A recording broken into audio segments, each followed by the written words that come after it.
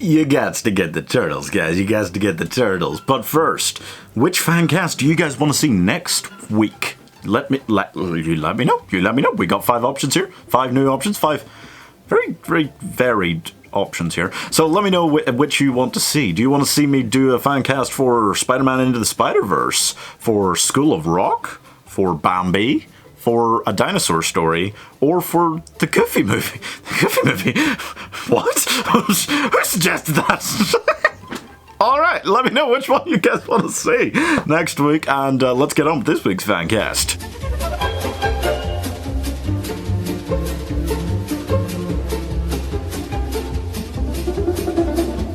You got to get the turtles, and first you got to get Leonardo, okay? And I'll admit, you know what, going into this, I'm not a huge TMNT person, okay? I'm not really, you know? I just didn't happen to see a lot in terms of the cartoons and stuff when I was a kid, and I don't know why, because my siblings did. And that's like the one thing that they watched a decent amount of that I never feel like I did. Which is weird. But I know enough to be going into this, you know, with some idea of what I needed to do. Leonardo, okay? He's the leader. He's level-headed. In my mind, he's a bit of an introvert. You know, he's certainly a little bit like that, you know? I want to cast Tye Sheridan, okay? Now, I should mention that I'm very much casting kind of people who could still get away with playing teenagers, you know?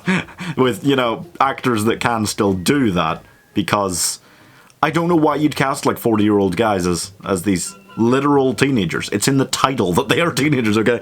But Tye Sheridan, just looking at things like, especially Ready Player One, he was this leading guy who was more on the introverted side of things, you know? Well, a lot of them were going into that cyber world. And he kind of rose to be this leader, even though he was like that. He was a bit quieter, he was quite level-headed, you know? He rose up to being a leader there, and that's exactly the kind of thing that Leonardo needs to do as I mean, generally the leader, right? He's pretty much always the leader. there's a lot of different versions of the Turtles, guys, but generally you want Leonardo to be doing that, kind of, that rising up to lead them arc, you know, bring them together. That's kind of his role, you know? Next, Raphael is a little bit different. He's a little bit different. He's the hot-headed, kind of young anti-hero type. And for me, personally, I just think his character a lot of the time is very reminiscent to, I mean, a lot of people, but definitely to Billy from Stranger Things. Let's cast Dacre Montgomery, okay? There's a couple of reasons for this, okay? I look as much, for these roles particularly, at people who have experience dealing with CGI and stuff. Ready Player One, Tye Sheridan was doing, he was acting, doing that CGI character in the virtual world. The whole film. You know, that's a lot of experience. And these turtle roles, you know, you've got to be doing a lot of these action scenes as the CGI. And I figure if you're casting these young guys, they could probably do the CGI for it, you know? I think Tye Sheridan could. I think Dacre Montgomery could, because he was the Red Ranger. He was the Red Ranger. Not a hugely successful Power Rangers reboot, so maybe bringing him into this reboot of this is cursed, but I think it would work. You know, he's good at that. He's so good at that Billy role in Stranger Things. And that was very much, by the end at least, a full-on, like, anti-hero role. Badass anti-hero. And he's very hot-headed and stuff, and I kind of thought, you know what? The mixture of him playing that role and playing the Red Ranger, suddenly I think, that'd be really good, Raphael, actually. I'd like to see that. Next, this is... Michelangelo is just, he's the character I'm least sure about, okay? Because he is the most teenagery. He's the most, like, childish. He's a fun character. My main concern was that I thought he can easily come off as childish in a way that would irritate a lot of viewers, okay? They're kind of looking at the other three being badass, and then he's kind of being like, you know, too much of the time. So I wanted to cast somebody who's played that kind of role before, who is a bit more childish and fun and smiley, without it being particularly annoying. So I'm going to cast Joel Courtney, okay? Joel Courtney doesn't have a huge amount of experience in this kind of CGI stuff. This is the one of the 4 I've cast who I'm not so certain about doing all of that stuff. But just in the Kissing Booth movies, which is what I know him best from, he just comes off as such a happy, smiley guy who you just... It's infectious, his smile, and you just smile along with him, as opposed to being irritated by his character. And I think that'd be a character in the Kissing Booth films that it'd be easy to end up being irritated by him. But I wasn't, even in the second one. The second one just kind of irritated me as a film. But no, I liked him in that, and I think if he's going to move on to something after those, this kind of role, which is similar if more CGI focused and action focused, is something he could definitely do. Next, finally, and I've got to thank commenters for suggesting this one, although it's the kind of thing I might have considered anyway, because look, Donatello is very sciencey, okay? He's very sciencey, he's a teenager, he's a sciencey teenager, smart guy, smart guy. I'm gonna cast Tom Holland, okay? I am gonna do it.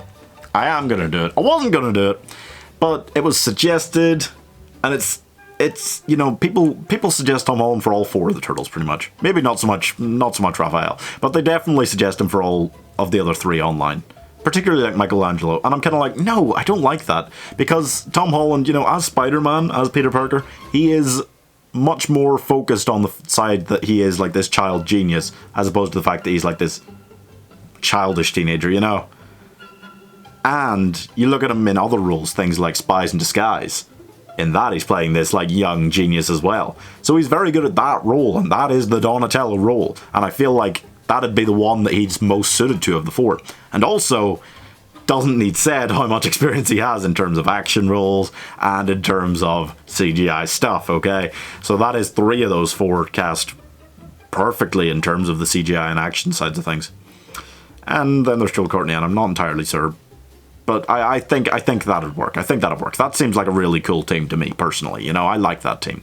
Next, but you don't just need the team, you also need the side characters, including April. April O'Neil is that one spot. There's one place. If you could only complain about one thing in the Michael Bay films, what the fuck was Megan Fox doing as April O'Neil? She didn't even dye her hair. She didn't even have red hair. Fuck off with that. Come on, guys. We know who needs to be April O'Neil, okay?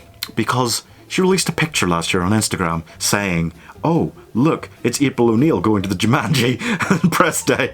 Karen Gillan would be fantastic as April O'Neil. I'd love that. She just have such a fun character to her, okay? Because besides being very attractive, she's also got that kind of like adorkable thing going on, you know, that people like Emma Stone or Jennifer Lawrence would have. She's got that, and I think that's just a fun side of the character for April O'Neil, you know? Megan Fox was all like, oh, I'm sexy and I'm a reporter. That's my character, you know?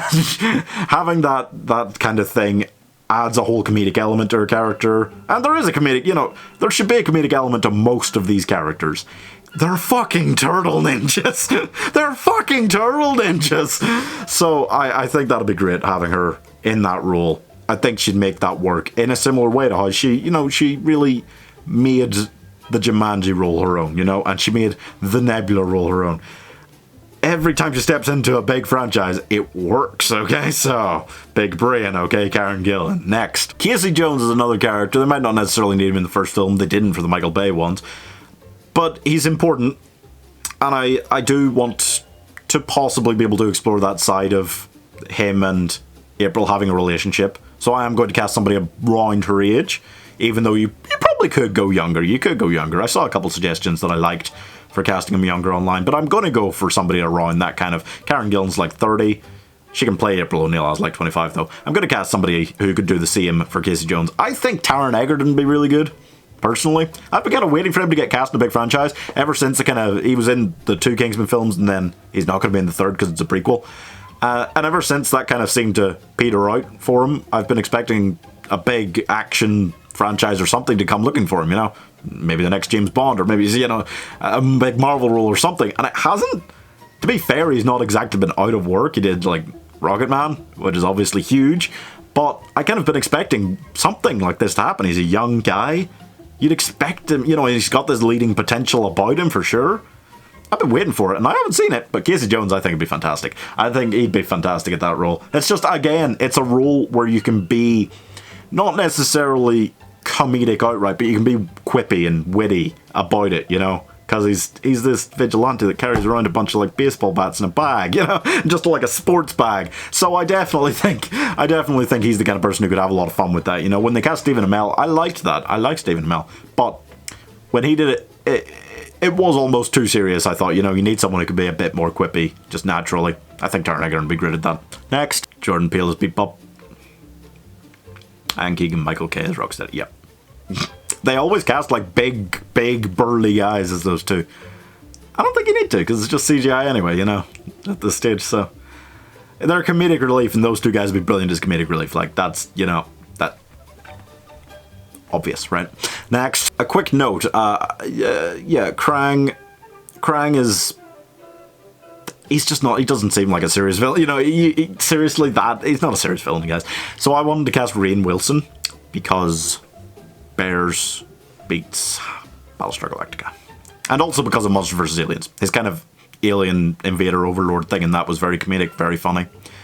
It's just similar to that role. That's all I think you need for that, you know, pretty much. Next. Okay, here we go. Splinter, right. My problem is that it's hard to find older Japanese actors online. You search in Google, you get the same 5 turning up every time. And the 5th one, it's usually like Jackie Chan or something, who is not Japanese. So, or like Bruce Lee, who's been dead for a long time and is also not Japanese, you know. So, I'm gonna cast Ken Watanabe, and... right, hear me out, because I felt in my own head, like, am I sure about this? That's a very kind of, like, basic casting. Oh, we need a Japanese guy, let's call Ken Watanabe. But to be fair, he's made a career out of doing roles that you'd kind of expect him to do. You know, like taking on the role of the Doctor in the Godzilla film, and taking on, like, he was like the fake Ra's al Ghul in Batman Begins, you know, because you would expect him to be the real Ra's al Ghul and stuff like that. I feel like that's the kind of role he's just done all his career, is the roles you kind of expect him to do. And the fact that he's never played Splinter is kind of surprising to me as such. You know, it's the kind of role you expect to have seen him in one of the many incarnations of the Teenage Mutant Ninja Turtles, but he hasn't done it. Fans wanted him to do it. Why don't we just get him to do it? It's, you know, it's a CGI role. He doesn't even have to do the body work if he doesn't want to. In fact, he probably can't. You'd probably want someone shorter, right? He's... I don't know how tall he is. Anyway, that's just, it's basic, but it's there, it's simple. Next. And if there's one final casting here that fans of this series seem to want more than they want Ken Watanabe as Splinter, it's Hiroyuki Sanada as Shredder. They seem really want that. Now, Hiroyuki Sanada has done a lot of roles, and he just, you know, you just look at him and you feel like, yeah, he kind of wants to rip my head off, doesn't he? He's a great villain actor, and he's a great actor in a lot of these samurai-style films. Both actual Japanese ones and Americanized ones. He was in The Last Samurai, he was in 47 Ronin. Let's not talk about 47 Ronin. And I just feel like, yeah, because look at him, badass. On the old enough side, I think he's like late 50s maybe. He's on the old enough side definitely to be Shredder, while still looking like he's definitely in shape enough to do all the action scenes and stuff like that. Though Shredder is normally like wearing his armor and stuff, you could probably get body doubles pretty easily if you needed to. But I don't think you need to, is the point. You know, I think that you can cast him and he can do most of that, most of the stunts and stuff for that. But, you know, what do you guys think? Why don't you let me know in the comments, and don't forget to vote on which one of those fan casts you want next week. That is all for this one, guys. Please do subscribe, because... so close to 1,000, and because so many fan casts yet to do, like those 5 and a bunch of others, lots of stuff. Let me know what you want to see. Oh, like this video, please. Yes, that's right.